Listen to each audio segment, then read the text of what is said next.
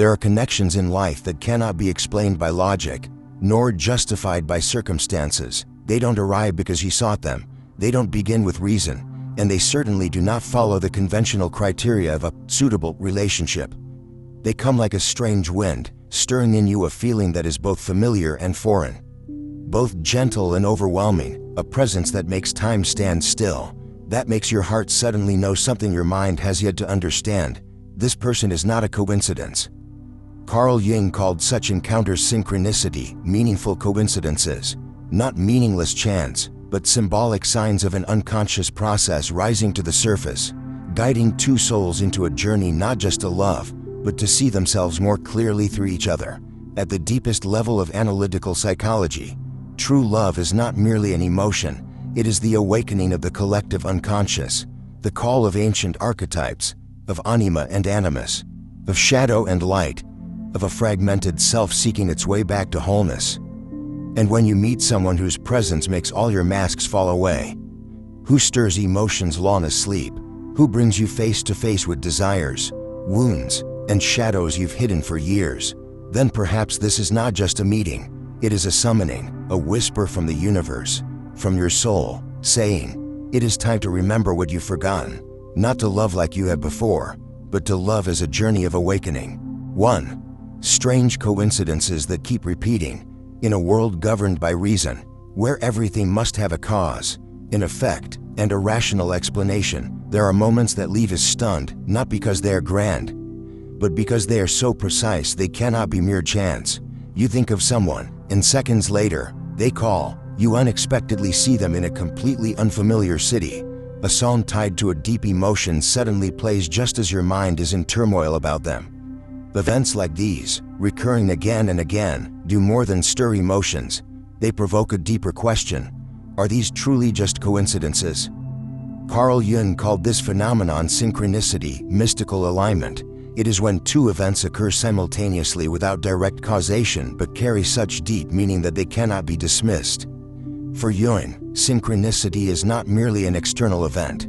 It is the interaction between the inner and outer worlds, a way for the unconscious to express itself, drawing us closer to the journey of returning to the self. When you encounter someone, not once, but multiple times, in circumstances where the odds are nearly zero, pause. Perhaps your mind has sent an invitation to the universe, and the universe has responded. Such coincidences are not proof that this person is destiny, but they are symbols, a kind of signal, a whisper from the soul saying, open your eyes, feel, listen to the deeper layer of the event. And on that deeper layer, love is no longer a product of logic. It becomes a symbolic guidance when you continuously, coincidentally, connect with someone in thought. In reality, in dreams, it's very likely your unconscious is guiding you towards something that needs to be understood, learned, or healed. So don't rush to explain. Don't rush to conclude. Stay in conscious observation, because in the unconscious world, where every movement holds meaning, every recurring meeting is a sign, not a promise, but a doorway. And sometimes, if you are still enough to see, that doorway will lead you into a journey your heart has been waiting for a very long time. 2. A profound sense that this meeting serves a greater purpose than the personal. There are meetings that are not merely connections between two people, but a reunion between two souls destined to awaken something in each other.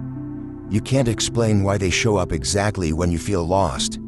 You don't understand why. With just a word, a glance, a presence, they make you feel like you're standing at a spiritual crossroads. To Carl Jung, such moments are not random. They are signs of synchronicity between the inner and outer worlds, when your soul is ready. And the universe responds with a symbolic presence. That person is not just someone. They are a living signal from the unconscious, delivering the turning point in your inner transformation. You feel as if you've met them not to fall in love, but to remember something, to remember yourself, to remember a wound not yet healed, to remember a forgotten part of your being. The meeting becomes a gateway for you to step into a journey your heart never dared to name but always quietly longed for. This is when love is no longer perfect harmony, but a rite of initiation. That person awakens feelings in you, but also fear, doubt, and courage. They don't make you feel peaceful in a comfortable way. They make you feel life in every cell, with both light and shadow. You sense that this meeting is not here for pleasure, safety, or to fill a void. It has come to open a level of awakening, an invitation to step out of old patterns, a challenge for you to grow, not through them, but through your own reflection in them. In those moments, if you are brave enough to believe that something greater is guiding the way, then love will no longer be a game of emotions, but a sacred path back to the part of yourself you forgot. And that person is the living sign of that invitation. Free. The feeling that you've known them forever, even if you've just met. There are first glances that are unlike any other. It's not just the meeting of two strangers, but the awakening of a memory, something deeply familiar from a place far away, yet profoundly real. You can't explain why you feel safe around them, why the conversation flows as if you've spoken for years, or why the silence between you isn't awkward but deep, meaningful. Carl Jung called this the ancient memory of the soul, the archetypes living deep within the collective unconscious. When you meet someone who gives you the sense of already knowing them, it doesn't come from logic, it comes from the resonance between invisible energetic layers, where linear time does not exist. Perhaps you've never met them in this life, but your soul has touched theirs in some realm. That feeling isn't romanticized fantasy, it's a reminder that a part of you has been asleep for a long time, and this person is the signal that wakes it up. In their eyes, you don't just see attraction, you see a part of your own forgotten essence. It might be the softness you lost, or the strength you never dared to live, or a hidden wound that has never been understood. Love at this depth is not about liking or being compatible. It is the meeting of two souls that have journeyed through silent lifetimes and now reunite to complete an unfinished cycle. No explanation is needed, no label is necessary, only recognition, as if you don't need to ask who they are, but simply breathe in their presence. The feeling of familiarity from the first moment is not something to possess. It is an invitation to begin a journey where you don't just love the other, but love yourself through them. If you've ever experienced this, pause, not to analyze, but to listen. Perhaps something sacred is calling you in the form of love. 4. Shared symbols and messages from the unconscious. Love doesn't always speak in words. It speaks in symbols, in shared dreams, in recurring numbers, in a psalm that appears right when you're both thinking of each other, in intuitions, coincidences, or even strange signs in the physical world that no one else but the two of you can understand. According to Carl Jung, the unconscious doesn't use logical language. It speaks in images, symbols, and metaphors. When two people are deeply soul-connected, they don't just share emotions, they share a symbolic field. It might be an animal you both keep seeing in dreams, a keyword that appears simultaneously in both your journals, a repeating symbol in your individual experiences, then reappears in your shared story. These are not coincidences. In analytical psychology, this reflects unconscious resonance. When two people are connected at a deep level, they don't just communicate through conscious thought, but through the lower layers, where unnamed parts of the soul dwell. And because the unconscious cannot speak as reason does, it uses symbols as a guide. When you and this person both feel that these coincidences carry meaning, listen. Because symbols are not meant to be dissected immediately, but to be lived with, contemplated, and allowed to unfold their meaning over time. A psalm might be a reminder, a number might be a moment, a dream might be a mirror. Every detail carries a fragment of truth if you're sensitive enough to receive it. Deep love doesn't need constant evidence. It needs trust in the invisible rhythm, where symbols become the medium through which two souls communicate beyond words. When you begin to see life not just as random, but as a system of signs, you are stepping into the space Jung called the meeting between the outer and inner worlds. And if you find yourself sharing with that person symbols only the two of you understand, if strange repetitions arise like private signals from the universe, then perhaps you are not just in love, but being guided into a process of awakening. 5. A relationship that activates spiritual and personal growth. Not every relationship is true love. Some come to make you feel comfortable, others come to teach you a lesson, but there are relationships that don't arrive to fill your void, but to awaken the deepest maturity within you. A place where you are forced to shed the masks you've worn for too long in order to finally live as your true self. Carl Jung called true love an initiatory journey, a spiritual path where your soul is refined through the presence of another. They don't come to make you comfortable. They come to touch the parts you've been avoiding, not with judgment, but with an unconscious gaze that makes you feel exposed. And in that exposure, the journey of growth begins. A spiritual relationship is not a safe zone. It is a soul laboratory. There, you will be challenged by the very aspects you thought you had mastered. You'll realize you haven't truly healed, haven't really understood yourself, haven't grown as much as you believed. But the miracle is, their presence doesn't make you defensive, it makes you want to grow. You begin to know how to step back, how to listen, how to take responsibility for your own emotions. You learn to observe rather than react. You stop seeking someone to save you and start asking, what am I running from within myself? And that question, though hard to answer, is the key that opens the door to transformation. True love doesn't make you perfect. It makes you more honest, more courageous, more real. It is the process through which you lose your old illusions to rebuild a new self, stronger, deeper, and less dependent. Such a relationship is never random. It comes when your soul is ready. And that person, with their contradicting presence, becomes a living mirror helping you see the road ahead more clearly. Not the road of forever together in a romantic sense, but the road of returning to yourself, together, if possible. But if separation happens, you won't regret it, because you know they've fulfilled their sacred role in your awakening. 6.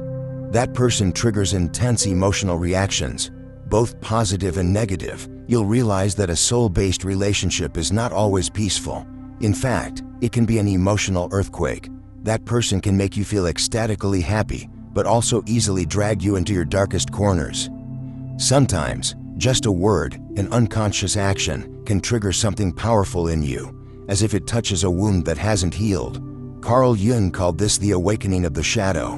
When two souls meet at a deep level, they don't only touch the light, they also stir up the unprocessed, the unacknowledged. The other person, though unintentionally, acts like an arm of the universe, helping you access layers of the unconscious you've buried for years.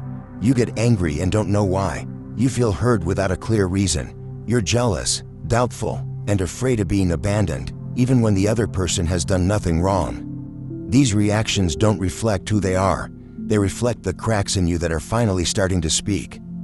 True love does not make you feel comfortable. It challenges the ego. That person might make you feel like an abandoned child, a person who must always stay in control, a soul afraid of not being enough. But understand this, they are not the cause, they are the mirror. The question is not, why did they hurt me? The question is, why did I react like that? When you begin to shift the focus from them to yourself, the transformation begins. You stop blaming, you begin to understand. That is when love shifts from emotion to symbol. That person is not just someone you love. They are an archetype of awakening sent from the deepest layers of your soul. And your emotional reactions, no matter how intense, chaotic, or painful, are not signs that you're wrong. They are signs that you are waking up. And that person, whether they stay or leave, will always be a sacred part of your awakening map. 7. You see your own flaws reflected in their behavior. In truly deep relationships, a subtle phenomenon occurs that few people are sensitive enough to recognize. The things you dislike about the other person are often reflections of the parts you haven't accepted within yourself. They talk too much, and you feel annoyed. They're cold, and you feel hurt. They change suddenly, and you feel confused. But if you really pause, you'll realize what bothers you isn't about them, it's about you. Carl Jung called this mechanism projection, where the unconscious throws the shadow within us onto the outside world, onto others, so that we can see what we're not yet ready to face in ourselves. We don't hate the other person, we hate the part of ourselves we see in them but have not yet dared to admit. In deep love, unconsciously, will always draw us toward those who can awaken those shadows. In their eyes, you see the unhealed wounds. In their behavior, you see the unchecked ego. In their reactions, you see the ways you once escaped yourself. And then you blame them, you get angry with them, you pull away from them. But in truth, you're avoiding the mirror. That's why true love isn't sweet like in movies. It's blunt, intense, and gives you nowhere to hide. It brings you face to face with a living mirror, one you cannot turn away from. And that person, whether they intend to or not, becomes the instrument through which you see yourself clearly. When you begin to realize, I'm reacting to a part of myself I haven't faced, that's the beginning of inner growth. When you stop demanding the other person change, and instead turn inward to heal, that's when you withdraw projection. You no longer love the image you hoped they would be, but start loving the real person and see yourself through that process. In doing so, you're not just loving, you're evolving. That person is not just the object of affection, but a companion in your journey toward wholeness. A journey only the truly courageous can walk all the way through. 8. You go through crisis in order to grow emotionally. No one warns you that true love might break you down, not because it's wrong, but because it's so right. It forces you to dismantle everything that is no longer real. Every time you think you're okay, they'll do something small, but enough to pull you into a deep place of instability. Every time you think you love yourself enough, they'll unconsciously awaken the fear of abandonment you once buried. Carl Jung once said, "There is no awakening without going through darkness." And in soul-based relationships, crisis is not a sign you've taken the wrong path, but a milestone of evolution. No one truly grows without first falling apart. No one truly loves without having once been in pain so deep they wanted to run from their own heart. You begin to feel lost between love and fear. You feel that person is both light and shadow. You're confused, not knowing if you love them or are dependent on them. You want to leave but can't. And right in that crisis, your old self begins to melt. The crisis in soul-based love is not there to end things. It's there to purify. It breaks down the old ego, outdated defense mechanisms, and the illusion that love must always be comfortable. No, true love teaches you how to stand when you've lost your way, how to listen even when you're hurt, and how to keep walking even when your heart is trembling.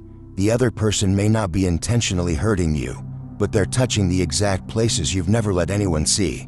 And you have two choices: either keep blaming and running, or stay and ask, what is this inviting me to heal? If you choose to stay, not necessarily with them, but with yourself in the brokenness, then you are stepping into the deepest stage of emotional maturity. Not through words, but through experience. Not to become stronger, but to become more truthful. True love isn't about avoiding crisis. It's about moving through it and emerging with a heart that has learned to love without losing itself. 9. You accept both their light and shadow. True love doesn't begin with perfection. It begins when you are mature enough to see the other person's imperfections and still choose to stay. Not because they're always right, always beautiful, always gentle, but because you've come far enough on your own journey to understand. Light cannot exist without shadow, and love is not a fantasy. It is a steady presence before a whole person, with both their radiance and their darkness. Carl Jung once said, "One does not become enlightened by imagining figures of light, but by making the darkness conscious." And love is the same. You cannot truly love if you only love what is lovable about the other person, because that kind of love is merely idealization, not a real connection. When you see the vulnerable parts of the other, their clumsy anger, their hidden insecurity, their unhealed wounds from the past, and you do not judge, do not retreat, do not try to fix, that is when love begins to become a spiritual act, a seeing beyond the surface, touching the soul, and choosing to stay, not to control, but to be present. This is not tolerating or overlooking faults. This is conscious acceptance. It is when you are clear-sighted enough not to idealize anyone, and humble enough not to become their savior. It is when you know the other person is on a journey just like you, a journey where no one is perfect, but everyone deserves to be seen in their truth. And when two people see each other that way, not through the lens of expectation, but with the eye of awareness, love transforms from emotion into symbol. They are no longer someone you try to have or keep. They become a mirror, where you see your own compassion reflected through the acceptance of another. Only when you accept the other person even in their weakness, their hurt, their confusion, are you truly loving. Not because they make you happy, but because you've realized that true love is the companionship of two souls learning to embrace themselves and each other completely. 10. The relationship becomes a safe space to express wounds. There is a phase in love when there are no more flirtatious words, no more dazzling dates, no more masks of "I'm fine," only the bare presence between two people who trust each other enough to say, "I'm not perfect and I won't hide that anymore." That is when love has moved past idealization, when both have seen the wounds in each other and do not run away. At this point, the relationship is no longer a place to impress, but becomes a place to heal, a sacred space where you don't need to act strong, don't need to fake happiness, don't need to play any role at all, you just get to be yourself. With all that is unhealed, unclear, unresolved, Carl Jung once said, "We cannot change anything until we accept it." And a deep relationship is where you begin to accept your inner wounds, not through advice, but through presence. When you are in a relationship safe enough to speak of your fear of abandonment, the shame you've carried since childhood, the helplessness you feel when you can't love fully and the other person doesn't turn away, doesn't try to fix you, doesn't leave, that is the strongest medicine for the heart, not because they are perfect, but because they are present in the right way. A relationship like that doesn't need to work hard to heal each other. It only needs each person to heal themselves in the kind witness of the other. And the miracle is, when you feel you no longer need to hide your pain, that is when the wound begins to heal, not through specific action, but through being seen and held. Love doesn't make your pain disappear, but true love is where you are no longer afraid of the pain. Because you know, even if it hurts, you are not alone, and in a world increasingly noisy, busy, and impatient, a place like that, a love like that, is a miracle. A miracle you don't need to understand, only to cherish. 11. The other person awakens something dormant within you. There are people who enter your life not to teach you a lesson, nor to heal a wound. They arrive simply to awaken a part of you that even you have forgotten. Something that was once vibrant, then quietly fell asleep due to pain, pressure, or the passage of time. Carl Jung called this the activation of the positive unconscious, when a relationship doesn't merely reflect your shadow, but also evokes your potential. You may not be able to explain why being near this person makes you want to paint again, to sing, to write, to care for yourself, to live more deeply, not because they tell you to do these things, but because their presence unconsciously calls forth the part of you you once left behind. True love does not demand change. It inspires you to return to your essence. This person may not be perfect, but when you're around them, you feel more whole, no striving, no effort, just a flow of energy that opens, silently and full of life. This is not an illusion. It's a profound psychological phenomenon where the soul recognizes someone who resonates at a frequency capable of awakening its inner potential.